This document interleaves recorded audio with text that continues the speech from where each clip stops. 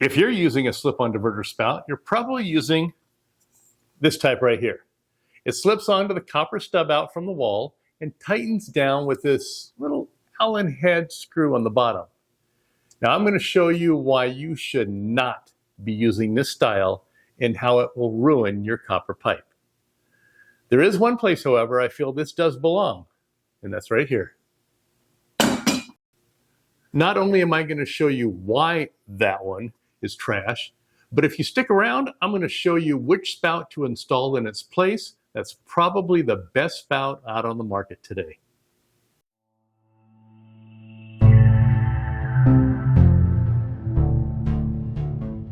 Hello, my friends. This is Walker's General Services in Las Vegas, and I'm your Uncle Brian, where I show you how to do repairs around your house.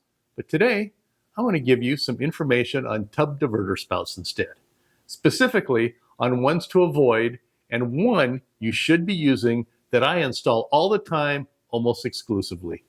Now, earlier I mentioned how this is terrible to use and that it destroys your copper pipe. Now, here's why. For this to be held in place, you need to tighten this Allen head screw here that's on the bottom. And as you can see on this close-up, the screw extends and presses into the copper pipe to secure it. Well, what happens is everyone seems to think they have to crank down on the screw, so it ends up denting or deforming the copper pipe, and in some cases, it's pierced the pipe. Not only that, but it's on the bottom, up inside, where you can't see it, and there's always that lip on the tub deck that gets in the way. So what happens when people try to remove it? Well, they grab it and they turn it so they can see the screw. Well, the bad part about this is if the whole assembly does happen to turn, that screw that's digging into the pipe is now going to be scraping up the pipe as you turn it. And much of the time, only the shell of the spout actually turns and not the inner core that has a screw. So now the opening is up here where you can see it, but the screw isn't there, so they don't line up. So, all right, what do? Well, you turn it back. But this time the whole thing happens to turn, and now you got the opening at the bottom and the screw somewhere else. So what do? You just keep turning it back and forth, until it lines up, which maybe it never does, but in the whole time you're doing that, you're screwing up the pipe. Well, now you get so frustrated that you twist and pull until the spout comes off because you don't know what else to do. But now you've messed up the copper pipe so bad that you can't get another spout on it. And if you do, the pipe's so damaged that your spout's going to leak. So instead, I install this diverter, which is also a slip-on, but it won't destroy your pipe. This is what's called a positive shutoff diverter.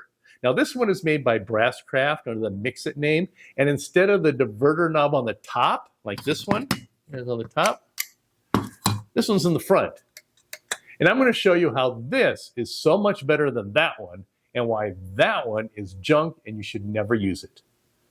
Now, if you need to know how to install a diverter spout, at the end of this video, I'll have a link on how to install a diverter spout.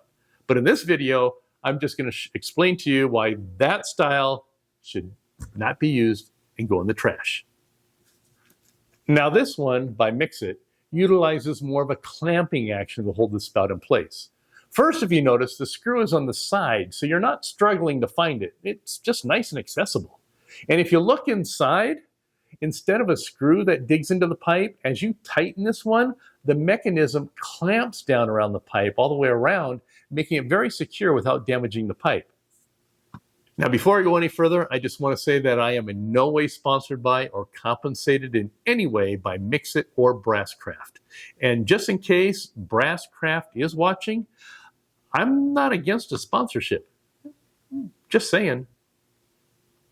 Now, I don't know what ads just played, but if they were from Brasscraft, that would just be freaky. All right, let's get back into it. Now, the other advantage of this Mix-It spout is in its function. Now, the way a tub and shower setup works is when you turn on the water, it comes out the tub spout and not the shower head. To get it into shower mode, you need to block the flow of water to the tub. Once that happens, the water then just goes, well, the only path it has left, and that's up to the shower head. Okay, on this style, there's a little plastic plate in here which sits below the open copper pipe. So there's a copper pipe, it sits below it, which allows the water to flow over that and out the spout.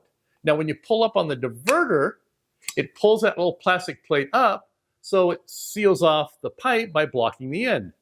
Well, the problem with this is that the water pressure is constantly pushing against that plate, and it can create a little bit of a gap between the plate and the pipe, which is why you'll see water trickle out from the spout even after you pull up on the rod for a shower. Now, over time, that constant pressure against the plate wears it out, and that gap gets bigger and bigger, and you see more and more water coming out the spout when you're trying to take a shower until you're not sure if you're taking a shower or taking a bath. Now, the Mix-It, on the other hand, uses what's called a positive shutoff. It actually uses the water pressure to seal it. So instead of working against the water pressure, it works with it. In fact, the more of the water pressure, the better it seals. So let me show you this. In this diagram, water flows from the end of the pipe around the sealing washer and out the spout into the tub. When the diverter rod is pulled, the sealing washer closes the path for the water to exit the spout, and the water pressure holds it there. In fact, the more water pressure there is, the tighter the seal.